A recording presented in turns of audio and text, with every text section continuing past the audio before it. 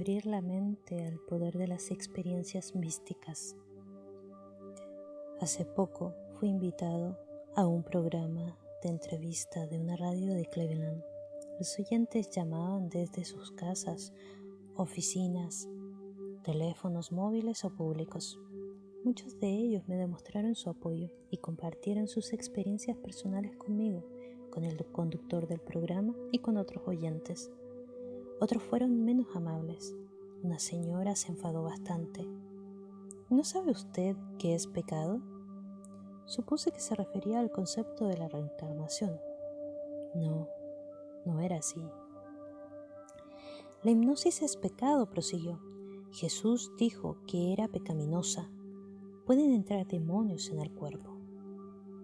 Yo sabía que Jesús no había manifestado acerca de la hipnosis, porque entonces la palabra no estaba en uso.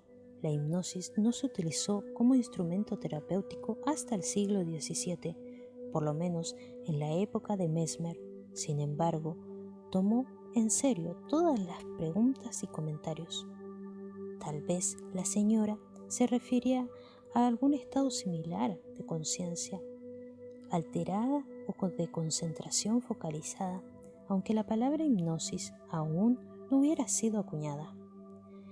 Pensé durante unos instantes. Si la hipnosis es pecado, aventuré, ¿por qué la archidiócesis de Miami nos envía monjas, sacerdotes y empleados para que los hipnoticemos?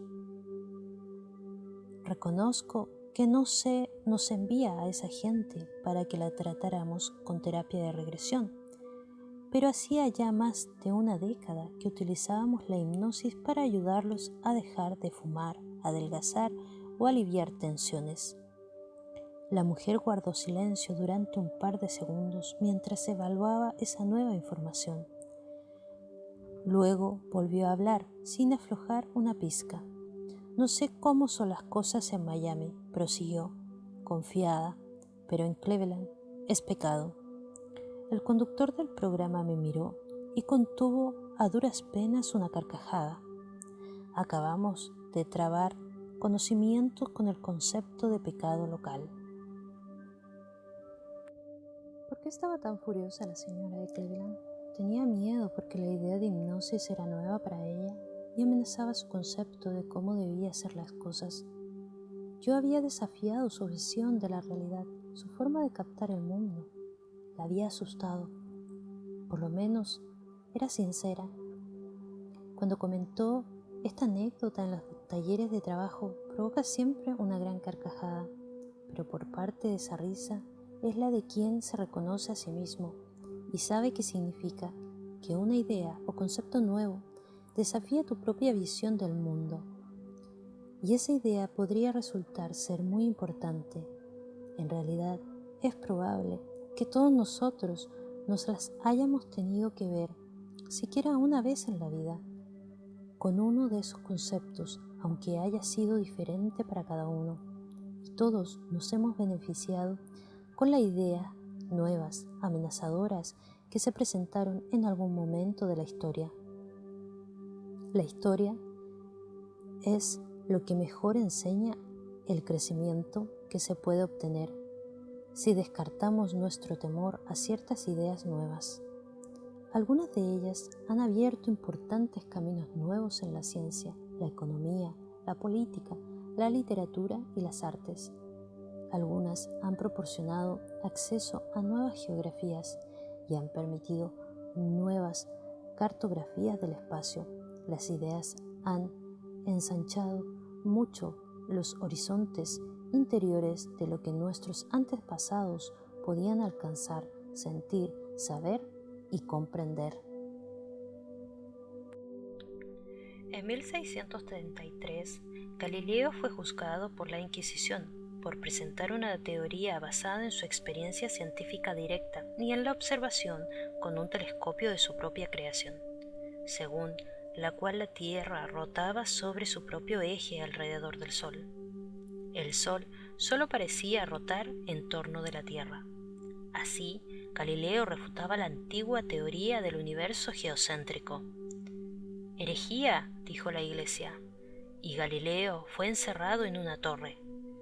Para que lo liberaran, este brillante científico que había llegado a ser profesor de matemáticas de la prestigiosa Universidad de Pisa a la edad de 25 años, fue obligado a desdecirse. Solo entonces lo dejaron en libertad. Isaac Newton, que nació en 1642, el día en que murió Galileo, aprovechó la obra del sabio de Pisa para desarrollar su propia teoría de un universo mecanicista, que funcionaba mediante fuerza física y sin la intervención divina. La obra de Newton fue aceptada y la percepción que la humanidad tenía del funcionamiento del universo cambió para siempre. Pese a muchas tentativas de la Iglesia, la obra de Galileo fue finalmente aceptada y mereció grandes elogios. Hoy en día todos los escolares saben de él, no solo por la importancia de su trabajo científico, sino por el modo en que demostró que la gente descubre la verdad mirando en su interior y confiando en sus propios pensamientos y experiencias, en vez de confiar en lo que otros le enseñan como verdadero. La obra de Galileo abrió el camino a nuevas formas de ver la ciencia, la religión y la historia intelectual y cultura. Su trabajo cambió nuestro modo de ver la realidad.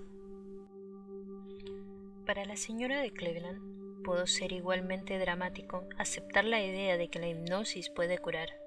Podría ser la llave que la abriera a muchas formas de nuevo crecimiento personal. Muchos de nosotros podemos tropezar un día con una idea que cumpla en nuestra vida la misma finalidad. En los primeros capítulos de este libro hablé del papel de la mente al prepararnos para las experiencias de regresión, pero a veces la mente desempeña algo más que un pequeño papel en la regresión a vidas pasadas. A veces, durante la terapia, descubrimos que es uno de los protagonistas del proceso de curación. Sin importar hasta qué punto estemos preparados, podemos descubrir que la lección más importante es transformar los miedos y las limitaciones en mayor poder y placer. Para muchos de nosotros, la experiencia de regresión nos permite descubrir que lo que nos dijo cuando éramos pequeños, algo contra lo que quizás hemos estado luchando toda la vida, no es cierto. Esa creencia que se nos incomoda puede ser una enseñanza religiosa, una idea sobre la naturaleza del universo o algo relativo a la ciencia. Quizás se trate de algo totalmente distinto, sea lo que fuere. Como resultado de la experiencia de regresión, podemos descubrir que esa creencia ha interferido en nuestra propia experiencia de la verdad. También podemos descubrir que esta creencia ha dificultado, de algún modo, tal vez de forma muy ínfima y sutil, nuestro crecimiento personal, poder o capacidad de disfrute. Al liberarnos de esa creencia contradictoria, conseguiremos que desaparezca la antigua manera de mirar y pensar ciertas cosas. Para empezar, ¿cómo adquirimos esa creencia limitativa? La persona que nos la inculcó puede haberse equivocado. Quizás aceptamos lo que se nos dijo cuando éramos muy jóvenes, sin haberlo meditado o sin confirmarlo por experiencia propia. Pero eso no cambia la verdad. Es absoluta y como el amor, constante. Cuando se acepta la verdad, las posibilidades de la vida parecen aumentar. Para algunas personas la lección consiste en abrirse a la verdad y el amor. Anita era una ama de casa de 42 años, cuya educación, cultura y religión había sido intensamente italiana y católica. Cuando vino a verme, solo para ver qué pasaba, estaba tomando medicamentos para contrarrestar su grave depresión. Presentaba los síntomas habituales de una depresión clínica: humor disfórico, dificultades para dormir, desesperanza y falta de energía. Este estado suele indicar un sentimiento de impotencia, palabra que desde luego describía a Anita. Se sentía oprimida por su familia, su ambiente religioso, ritualista y especialmente por el modo en que estas dos fuerzas parecían determinar su conducta en la vida. En nuestra primera entrevista, Anita se comportó con mucha diferencia y timidez, pero al mismo tiempo se le compuso para confesar que se sentía oprimida y bloqueada. La deprimía en especial su relación con el padre, quien insistía en ser muy exigente y autoritario con su hija adulta. Anita se sentía ofendida por las limitaciones que le imponían las exigencias del padre, pero al mismo tiempo ese enfado la hacía sentirse culpable. No se creía capaz de enfrentarse al padre y remediar la situación debido a la estricta obediencia filial que su catolicismo le exigía. Temía que si se oponía al modo de tratarla de su padre ya no podría considerarse una buena católica. Como Anita era una mujer profundamente religiosa, la perspectiva de rechazar a Dios o distanciarse de él la afligía sumamente. La tensión entre su apego a la religión y la necesidad de satisfacer sus propias necesidades había activado cierta tendencia biológica heredada hacia la depresión exacerbada por su relación con el padre.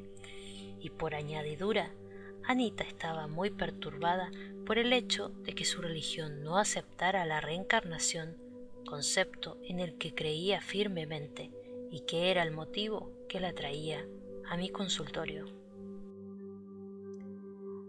Aunque yo no tenía expectativas específicas por la sesión, no habría sido extraño que Anita regresara a una vida anterior relacionada con el poder. Podía ser una existencia en la que ella abusara del poder, o que hubiera causado su timidez actual y su depresiva sumisión a la autoridad, o por el contrario, algo que repitiera o diluciera de algún modo la impotencia actual a su experiencia con el padre. Sin embargo, al iniciar la regresión ocurrió algo desacostumbrado. Anita no entró en una vida pasada. Fue a un lugar que parecía estar entre dos vidas. Semejaba un jardín lleno enorme sabiduría. Brillaba una luz púrpura y dorada y había muchos guías sabios. De pronto, desde ese lugar, esa mujer, apocada y deferente, empezó a enseñarme profundas verdades sobre el amor y la sabiduría. Cuando quieras consolar a alguien, no escuches sus palabras. Las palabras pueden confundir o ser erróneas, me aconsejó Anita serenamente. Ve directamente al corazón, directamente al dolor.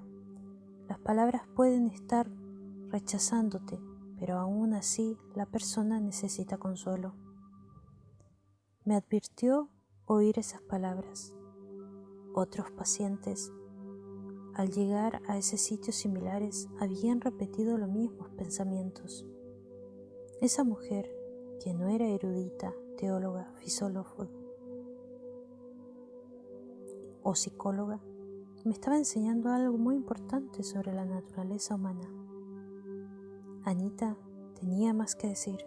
Empezó a pronunciar otro bello pensamiento, fragmentario, procedente de ese lugar, entre dos vidas. Alinear el amor de la mente al amor del corazón. Entonces estamos en armonía, en equilibrio. Acababa de expresar algo muy próximo a una clásica definición esotérica de la sabiduría, que implica la función de la mente y el corazón.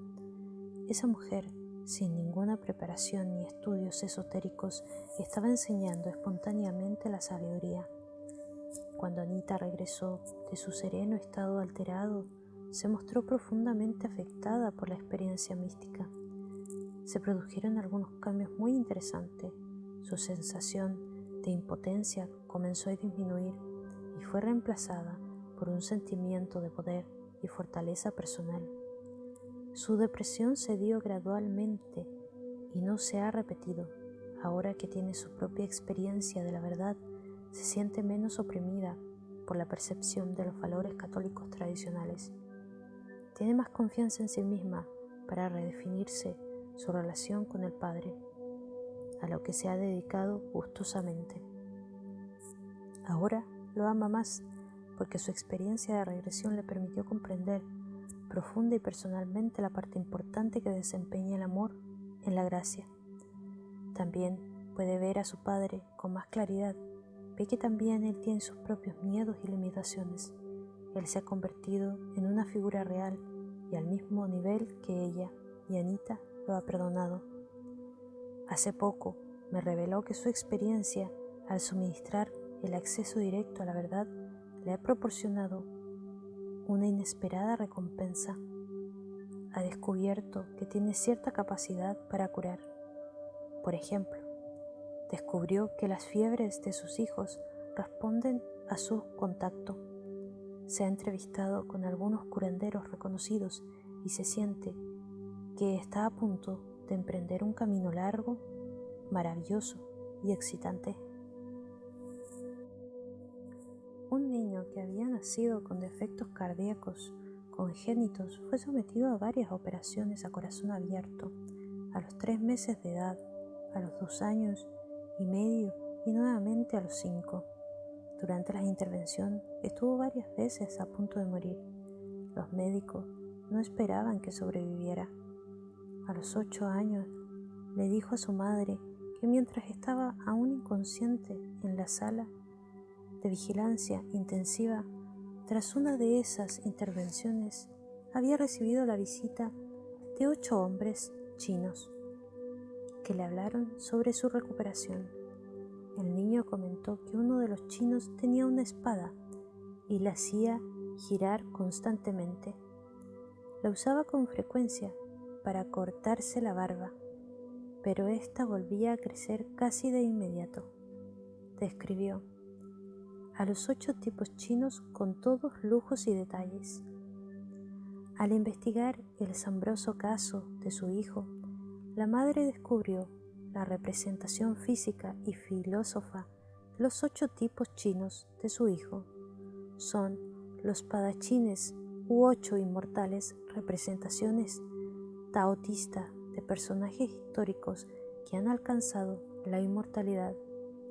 Uno de ellos es tal como su hijo lo describió: Lu Tung Ping, santo patrono de los barberos, quien recibió una espada mágica como recompensa por haber resistido a 10 tentaciones.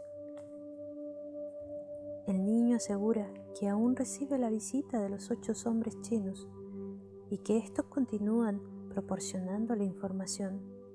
Esta es su experiencia mística directa de la verdad y la orientación, que él acepta por completo, gozosamente y sin cuestionamiento, y que proporciona consuelo en los momentos traumáticos y aterradores, sin las trabas del filtro mental de los adultos sobre lo que está bien o mal.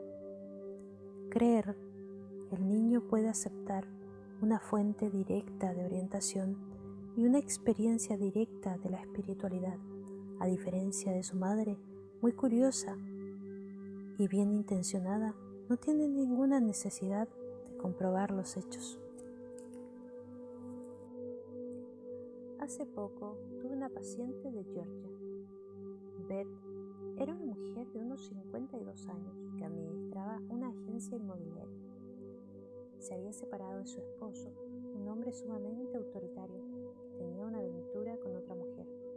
Al mismo tiempo, Beth reconocía que se entrometía demasiado en la vida de sus hijos, ya adultos, como resultado de la separación matrimonial.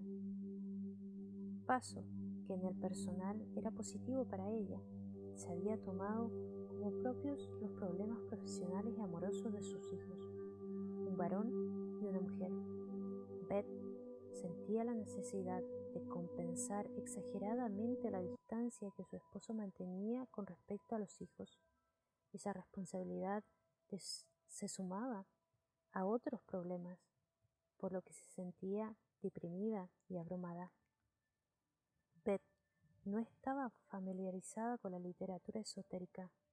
Había leído muchas vidas, muchos maestros, pero casi nada más sobre fenómenos psíquicos, vidas pasadas u otros temas relacionados.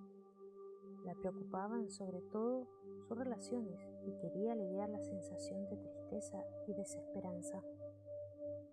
En estado hipnótico, Beth comenzó a relatar un episodio que me hizo recordar algo que había leído sobre Edgar Cayce, el legendario medium y vidente. Beth se encontró en una finca o jardín mágico con bellos prados y laderas, y salpicado de raras estructuras o edificios de cristal. Se detuvo enseguida frente a un gran edificio especialmente bello, con incrustaciones de mármol. En ese momento se le unió un sabio guía, vestido con una túnica blanca. Juntos ascendieron la escalinata que conducía al edificio. Beth tuvo la sensación de que esos peldaños le eran vagamente familiares. Una vez adentro, descubrió que en ese edificio había muchas habitaciones, como en una biblioteca. Su guía le mostró una habitación grande y la condujo a un estante en especial, donde ella encontró un libro con su nombre en el lomo. Lo abrió en una página donde figuraban las circunstancias de su vida actual. Beth descubrió que si volvía las páginas del libro hacia atrás, podía leer sobre sus vidas pasadas, y así lo hizo. Yo la observaba mientras ella hojeaba el volumen con los ojos cerrados. Parecía estar experimentando y absorbiendo muchas cosas, pero no tenía necesidad de compartir ese conocimiento conmigo. Le dijeron que en otras páginas del libro estaban sus vidas futuras, pero el guía le pidió, en un tono muy cariñoso, que no mirara esas páginas. En el libro Beth encontró también lo que llamó su nombre de alma. Después de una visita de 1 hora, regresó, aunque contra su voluntad. La mujer deprimida y triste que había entrado en mi consultorio ya no existía. Comenzó a tranquilizarme, asegurándome que su experiencia había sido bella y maravillosa. Su semblante revelaba que tenía mucha esperanza, que ya no tenía nada que temer. Según me contó, le dijeron que ya había estado en este lugar, aunque en un momento que no era el correcto. Por eso los peldaños le parecían familiares. En el libro leyó por qué había elegido pasar por su vida actual. Sus problemas y obstáculos no se debían a la casualidad, sino que habían sido ideados para acelerar su proceso espiritual. Esos desafíos, según el guía, le enseñarían muchas cosas sobre el amor, los celos y el enojo. Eran las vidas difíciles donde se lograba más crecimiento y progreso. Las vidas fáciles, dijo, eran algo así como un descanso. Al parecer, Beth, al igual que Anita, tuvo una experiencia mística.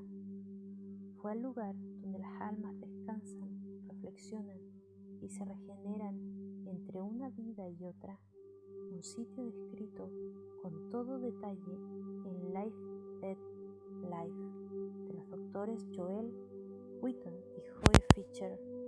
En ese lugar, el alma puede presentar unos cuantos guías, repasar lo que se ha vivido y decir qué vida experimentar a continuación. Mientras ella hablaba, comprendí que Beth no sabía con exactitud qué libros o registro estaba leyendo.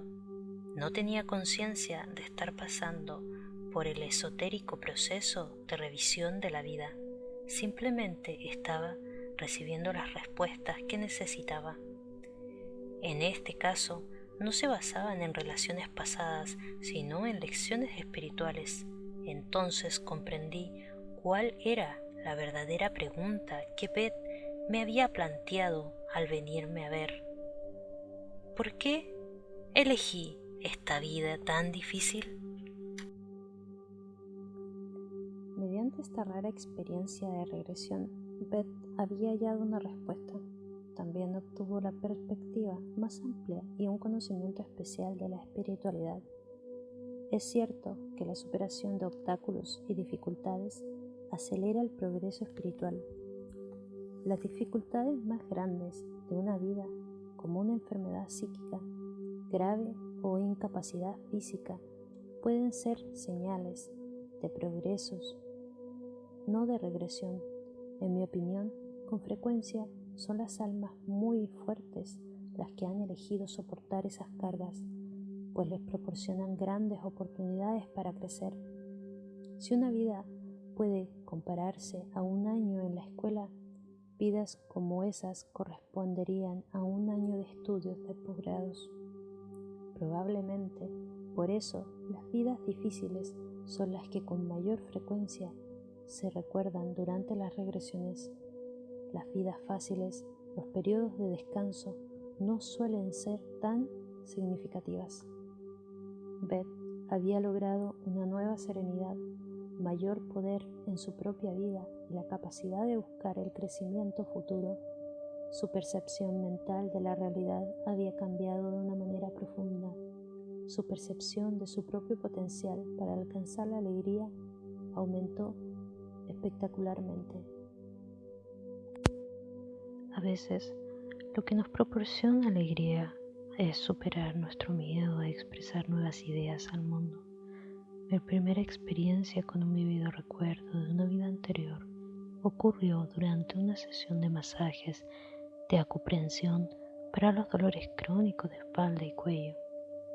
Pocos meses antes de que se publicara Muchas vidas, muchos maestros, recurrí a un terapeuta de acupresión, shiatsu, para aliviar ese dolor recurrente.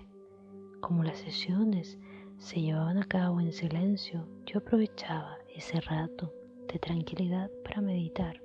En la tercera sesión llegué al cabo de una hora a un estado de relajación muy profundo. Mientras el terapeuta trabajaba en mis pies, me sobresalté al captar una escena de otro tipo.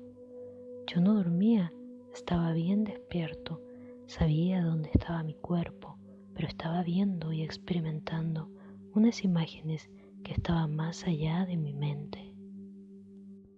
En esa escena yo era más alto y delgado, tenía una pequeña perilla oscura y vestía una túnica multicolor. Estaba de pies en la explanada exterior de un edificio extraño, examinando las plantas. Al mirar a ese hombre a los ojos, supe que era yo mismo. Sentí sus emociones, pude ver con sus ojos. No sabía si era una fantasía o no, pero seguí observando, presenciándolo todo. Estaba en una época antigua. El hombre era un sacerdote, un miembro importante de la jerarquía religiosa. El edificio era claramente geométrico, plano arriba, con una base más amplia y flancos inclinados. Habían 7 u 8 niveles. Las hierbas crecían arriba y en los costados.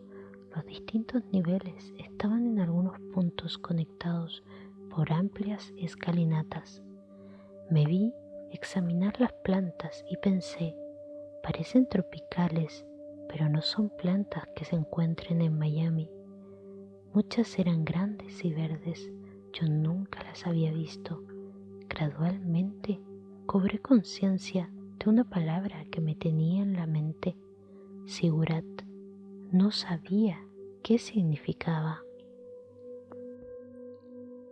Miré al sacerdote, pasando alternativamente de su perspectiva y visión a otra exterior, objetiva y total. Cobré conciencia de su vida, su anterior idealismo, su espiritualidad. Había dado paso a los valores materiales. en cuanto ascendió a un puesto de gran poder y autoridad, incluso contaba con la confianza de la familia real. En vez de utilizar su posición para fomentar los valores espirituales, la hermandad y la paz de su pueblo, aprovechó su poder para satisfacer la codicia y la lujuria y para conseguir aún más poder. Me entristecí. ¡Qué desperdicio! Tantos años de objetivos idealistas, estudios y luchas desperdiciados por imperativas pero mundanas ansias. El sacerdote murió a edad avanzada, sin recobrar jamás las virtudes y el idealismo de su juventud. Tuvo que dejar su riqueza en esta vida, el poder, la posición y el cuerpo. Volví a experimentar una gran tristeza. Había desperdiciado una buena oportunidad. Esa noche volví a recordar la palabra Sigurat y la busqué en la enciclopedia. Sigurat es el nombre que reciben los templos de formas geométricas que yo había visto, templos de la época asirio-babilónica. Los jardines colgantes de Babilonia eran un ejemplo de Sigurat. Quedé aterrorizado. No recordaba haber estudiado eso. Pocos años después de esta experiencia, organicé un taller de 4 días para dar clases sobre regresión en Boca Ratón. Asistieron unos 30 terapeutas, en su mayoría psiquiatras y psicólogos de todo el país. Trabajamos entre 8 y 12 horas diarias. Cada uno de los presentes practicaba la regresión con otro y a su vez actuaban como pacientes. Un sistema cerrado como ese, con muchas personas brillantes y cargadas de energía, puede llegar a ser muy intenso, y esa intensidad me afectó. De hecho, me afectó tanto que en la segunda noche desperté en medio de un sueño vívido. Una vez despierto, el sueño continuó desarrollándose. Yo me mantenía en un profundo estado hipnagógico.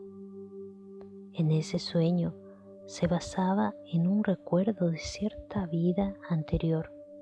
En esa vida yo estaba prisionero en algún lugar de Europa durante la Edad Media. Me tenían cautivo en algo que parecía una mazmorra. El cuarto era subterráneo, hecho de piedra. Yo estaba encadenado a la pared por un solo brazo. Me torturaban por mis creencias, sobre todo por hablar de mi reencarnación, que en ese país católico no era aceptada. Mi torturador no ponía empeño en la tarea, simplemente obedecía órdenes. Tras varios días de tormento, fallecía. Al terminar el sueño, yo continuaba en estado hipnagógico. En ese estado altamente creativo, recordé la vida que había experimentado varios años antes, en la que yo era un poderoso sacerdote que había abusado del poder para obtener gratificaciones materiales. Entonces oí una voz. Cuando tuviste la oportunidad de enseñar la verdad, no lo hiciste, dijo la voz, suave y cariñosa. Después, cuando no tenías la oportunidad, lo hiciste. En esa vida moriste por esta creencia, aunque no hacía falta. Habría sido más fácil y provechoso que hablaras del amor. En ese momento no era adecuado querer imponer ese tema. Esta vez, prosiguió la voz, con la misma suavidad refiriéndose a mi vida actual, hazlo bien.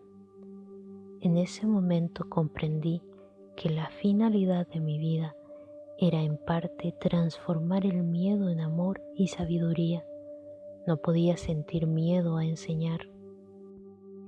Atrapados en la rutina diaria, a veces nos dejamos dominar por las preocupaciones y la ansiedad, tan interesados por nuestra posición social, las apariencias físicas y lo que otros piensan de nosotros, que olvidamos nuestro ser espiritual, nuestra verdadera absoluta, nuestro poder interior. Nos preocupan tanto la reputación, el puesto, no dejarnos manipular por los demás en su provecho, la posibilidad de pensar por tontos que a veces perdemos el valor de ser espirituales. Tenemos demasiado miedo de saber y experimentar nuestro amor y nuestro poder. Los tiempos están cambiando. A los científicos que presentan ideas nuevas y audaces ya no se les encarcela como a Galileo. La lucha es ahora más interna y personal. Se está difuminando el límite entre el concepto intelectual y las experiencias místicas directas. Hace poco, algunos físicos de una eminente universidad se pusieron en contacto conmigo. Estaban trabajando con un maestro de taoísmo chino para ver si podía descubrir el modo de cartografiar, explicar y reproducir el arte de Qi Gong, que favorece la salud por medio del movimiento, meditación y trabajo de energía, en una combinación del misticismo oriental y la ciencia occidental. Me invitaron a ir allí para explicarles el proceso de regresión a vidas pasadas, que es un componente esencial de la modalidad curativa del Qigong. A mi llegada, esos físicos de mente abierta comenzaron a tratar también la idea de la reencarnación. Actualmente se dialoga mucho sobre estos temas en todo el país. Físicos y psiquiatras se están convirtiendo en los místicos de los años 90. Estamos empezando a confirmar lo que los místicos de otras épocas sabían por intuición, que todos somos seres divinos. Lo hemos sabido durante miles de años, pero lo olvidamos.